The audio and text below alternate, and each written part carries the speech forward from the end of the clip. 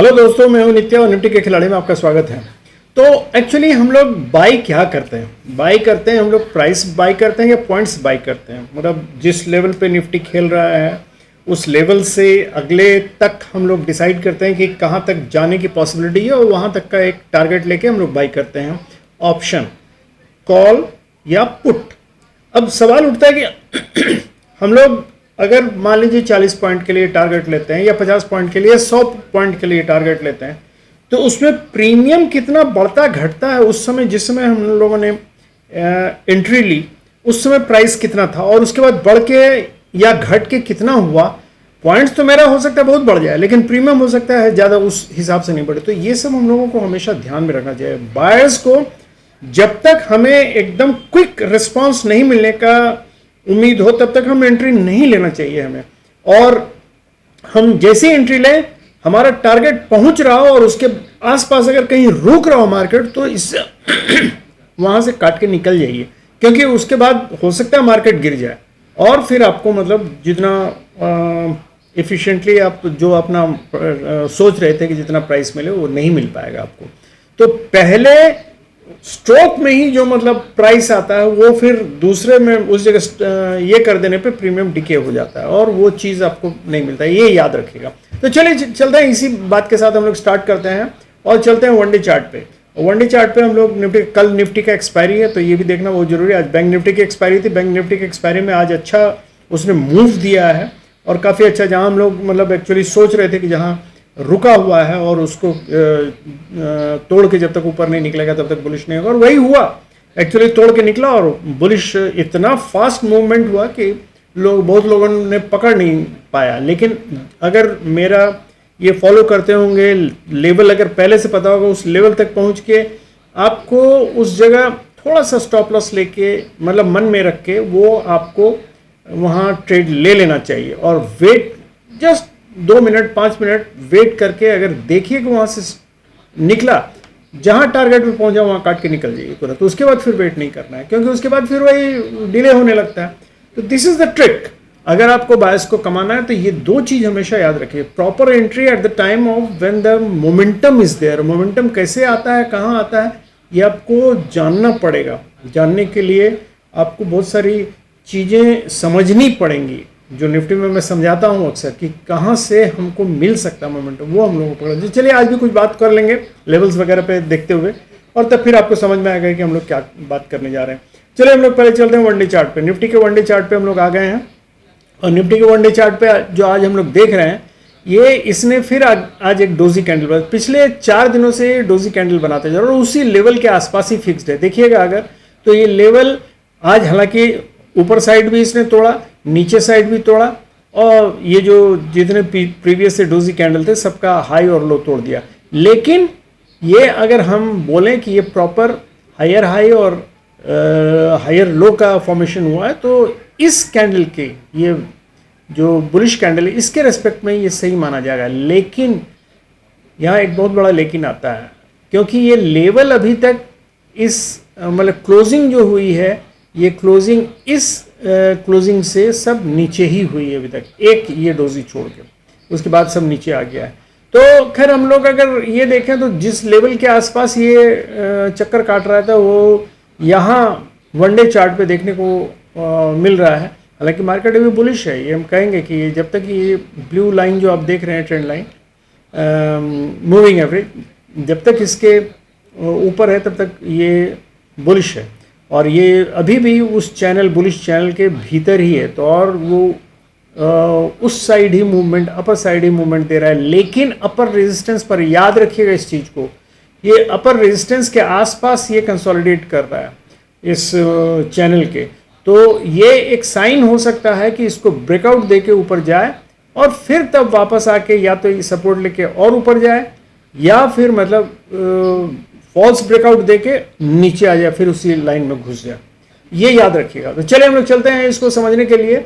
सबसे पहले हम लोग चलते हैं आज 5 मिनट्स के चार्ट पे देखने के लिए कि 5 मिनट्स के चार्ट पे अगर हम लोग देखें तो मार्केट जहां आके क्लोज हुआ है एक्चुअली तो ये 2 रेंज के भीतर में ही मतलब उस जगह लास्ट करीब 2 घंटे यहाँ मतलब उसने बिताया, 2 से 1.5 घंटे करीब बिताए यहाँ। तो वो लेवल है क्या? वो लेवल है, देखिए अगर ऊपर हम लोग देखें तो 25,400 का लेवल और नीचे देखें तो 25,300 का लेवल, करीब करीब। तो 300 एंड 400 के बीच में ही मार्केट जूझता रहा बेसिकली। लेकिन जहाँ क्लोजिंग दी है तो वो क्लोजिंग इसने 25,377 मतलब 380 के करीब दी है, जो कि 25,372 के ऊपर है, मतलब इस सब के हाई के करीब करीब ऊपर है, मतलब इस हाई को तोड़ के। हालांकि ये इसको हम लोग बोलते हैं स्क्रीन क्लोजिंग, स्क्रीन क्लोजिंग बोलते हैं इस रेट को, क्योंकि ये यहाँ से गिरने के बाद यहाँ आके बंद होता है और लास्ट में ये जो एवरेज लेके दिया जाता है क्लोजिंग, वो स्क्रीन क्लोजिंग कहलाती है। तो एक्चुअल क्लोजिंग जो है वो एक्चुअली क्लोज हुआ है मार्केट हम बोलेंगे 349 के आसपास, मतलब 349 के आसपास, 349 के आसपास, मतलब 350 से स्लाइटली नीचे। तो एकदम मिड वे में हम कहेंगे कि क्लोजिंग दिया गया है। तो अब हम लोग देखेंगे कि एक्चुअली मार्केट कल क्या करने वाला है। तो उसके लिए सबसे पहले हम लोग चलते हैं ऑप्शन चार्ट पे। ऑप्शन चार्ट पे अगर हम लोग देखें कल निफ्टी का, कल एक्सपायरी है, याद रखिएगा इस चीज़ को। तो अब यहाँ काफ़ी हेवी राइटिंग हुई होगी दोनों साइड, देख लेते हैं। तो 25,400 और 25,450 इस पे हम लोग मेजर राइटिंग देख रहे हैं, लेकिन साथ में हम लोग यहाँ ये भी देख रहे हैं कि 25,450 पे कुछ कॉल राइटर्स अनवाइंड किए हैं, मतलब उनको डर हुआ है कि शायद मार्केट ऊपर आएगा, बुलिश साइड आएगा, जिसलिए भाग रहे हैं। तो बेसिकली यहाँ कॉल लॉन्ग हुआ है, मतलब इस पे इसको हम लोग बोलेंगे शॉर्ट कवरिंग, जिसके चलते ऊपर जो हम लोग को मूवमेंट देखने को मिला, तो हो सकता है इसके चलते देखने को मिला हो। वैसे ओटीएम में अगर हम लोग देखें इधर तो करीब 5 लाख के करीब है, और जबकि इधर के ओटीएम में देखा तो हम लोगों को करीब 3 लाख के करीब मिल रहा है देखने को। तो मतलब उस हिसाब से मार्केट स्लाइटली बेयरिश होना चाहिए, प्रेशर स्लाइटली बेयरिश है। लेकिन मार्केट का रुझान अगर हम लोग देखें तो नीचे चल के हम लोगों को पता चलेगा। यहाँ देखिए ये 45,000 के करीब कॉल राइटिंग पूरी हुई है, जबकि यहाँ 40 लाख है। तो 45 लाख वर्सेस 40 लाख, मतलब 5 लाख ज़्यादा इधर कॉल राइटिंग हुई। तो ये शो करता है स्लाइटली बियरिश मतलब टेंडेंसी। अब हम लोग चलते हैं एक्चुअली देखने 15 मिनट्स के चार्ट पे। 15 मिनट्स के चार्ट पे अगर हम लोग देखें तो देखिए हम लोगों ने जो लाइन खींची थी ये 25,429 और 25,357, बिल्कुल उसके पास ही आके इधर ऊपर जाके पहले इन लोगों ने सेलर्स का सारा पैसा खाया स्टॉप लॉस, और उसके बाद फिर नीचे आके बायर्स का सारा पैसा खाया। तो ये दोनों साइड एक्चुअली मूव करके दोनों साइड के लोगों का पैसा खा रहे हैं, ट्रेडर्स का। जो हम जैसे सिंपल ट्रेडर्स हैं बेचारे जानते नहीं कि कहाँ रहा जाए। तो कुछ लोगों ने, चूँकि इधर मूवमेंट हो रहा था ट्रेंड लाइन के पर सपोर्ट लेके, बायर्स सब जो जा रहे थे ऊपर की तरफ, सब लोगों ने लगाया होगा। बायर्स लोगों ने इस लाइन के आसपास कहीं अपना स्टॉप लॉस लगाया होगा, तो वो लास्ट में आके खा लिया जब बहुत ज़्यादा हो गया। और चलते चलते चलते जब सेलर्स लोगों ने देखा होगा, जो यहाँ सेल करके ये सब जगह में सेल करते हुए आए होंगे, इन लोगों का सबका स्टॉप लॉस इस जगह कहीं होगा, इस लाइन के आसपास, करीब 25,450 के आसपास। तो उसको भी यहाँ आके ये तेज़ी से एक ब्रेकआउट देके यहाँ भी उसका ये खा लिया, और वहाँ से फिर मतलब कंसोलिडेट करके नीचे आया और बायर्स का भी सारा खा लिया। तो अभी हम लोग मार्केट में फिर उसी जगह आ गया जहाँ था। तो लेवल ये अगर बीच का देखें तो 384 का ये लेवल है, इसी के आसपास मार्केट है।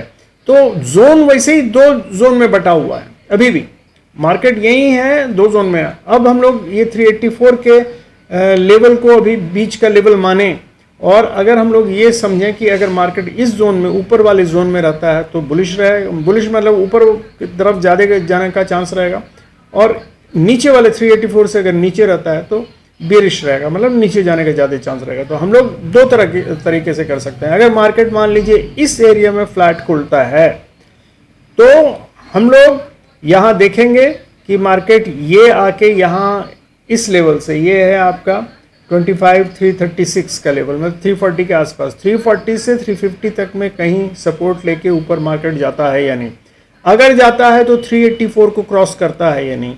अगर 384 को क्रॉस करता है तो हम लोग कॉल लेके एटलीस्ट मतलब यहाँ तक आ सकते हैं, 25,430 से लेके 450 तक। ये लेवल हम लोगों का रेजिस्टेंस का जोन बना रहेगा फिलहाल कल के लिए। तो यहाँ आके अगर यहाँ इसको तोड़ देता है तब मार्केट बुलिश हो जाएगा और मार्केट फिर तो अगला उसका रेंज 540 का आएगा। तो ये याद रखिएगा, ये लेवल 450 का मतलब कल बुलिश कॉल लेने के लिए इस लेवल का टूटना जरूरी है। और अगर मान लीजिए इधर से रेजिस्टेंस लेके फिर नीचे आता तो इस लेवल को टूटना जरूरी है बीरिश कॉल लेने के लिए। ये लेवल आपको अभी तुरंत बतला दिया है मैंने, 25,340 से लेके 350 तक का लेवल है। ये अगर टूट गया नीचे तभी मार्केट बेरिश हो गया आएगा और कहाँ तक आएगा, 25,260 250 तक। ये लेवल याद रखिएगा, यही दो लेवल है, यही चार लेवल है। हम लोग आधे घंटे में भी चल के देख लेते हैं। एक्चुअली इसमें जो मार्केट ने इस बीच में जो डायनेमिक सप्लाई और ये सेलर्स एरिया और बायर्स एरिया जो बनाया है वो भी देख लेते हैं हम लोग। ये हम लोग 30 मिनट्स के चार्ट पे आ गए हैं और 30 मिनट्स में अगर हम लोग देखें तो ये दो ब्राउन लाइन जो आपको दिख रहा होगा, दो ब्राउन लाइन, ये और ये देखिए, ये लेवल है 25,000 वही 450 का और ऊपर का लेवल है 485 का। तो ये जोन जो है बेसिकली ये सेलर्स जोन है। तो सेलर्स जोन में अगर मतलब इसको क्रॉस कर लेता है तभी मार्केट बुलिश हो पाएगा। तो ये याद रखिएगा 450 से लेके 485 तक का, और ये जोन को अगर नहीं क्रॉस कर पाएगा तो यहाँ से रेजिस्टेंस लेके वो नीचे की तरफ आएगा। और नीचे है बायर्स जोन जो है, बायर्स एरिया जो है वो है आपका 25,330 से लेके नीचे 290 तक, 290 से 330 ये है 25,290 से 330। तो ये एरिया बायर्स का एरिया है और ये एरिया जो है सेलर्स का एरिया है। तो अब इन दोनों में, और ये बीच का एरिया जो फिर से समझा दे रहे हैं 25,384 का लेवल याद रखिएगा, 384 और इसके बीच में रहेगा तो मोस्टली ये बुलिश मूवमेंट ही देगा। अगर कंसोलिडेट भी करता है यहाँ तो चांस रहेगा तोड़ के इसको ऊपर जाए। अगर इस नीचे वाले एरिया 384 से नीचे वाले एरिया में इसके आसपास रहेगा 293 और मतलब 330 के आसपास रहेगा तो इस एरिया में अगर कंसोलिडेट करता है तो ज़्यादा चांस है कि इसको तोड़ के नीचे आएगा। यहाँ से अगर सपोर्ट लेके ऊपर जाना होगा तो ज़्यादा देर यहाँ नहीं टिकेगा, यहाँ से सीधे इसको तोड़ के ऊपर चला जाएगा और रेजिस्टेंस लेके फिर नीचे आएगा। इसी में मार्केट ऊपर नीचे कर सकता है। तो ये एरिया दोनों का याद रखिएगा, ये सेलर्स एरिया है, ये बायर्स एरिया है। कल मार्केट इसी दोनों के बीच में कहीं रहेगा अगर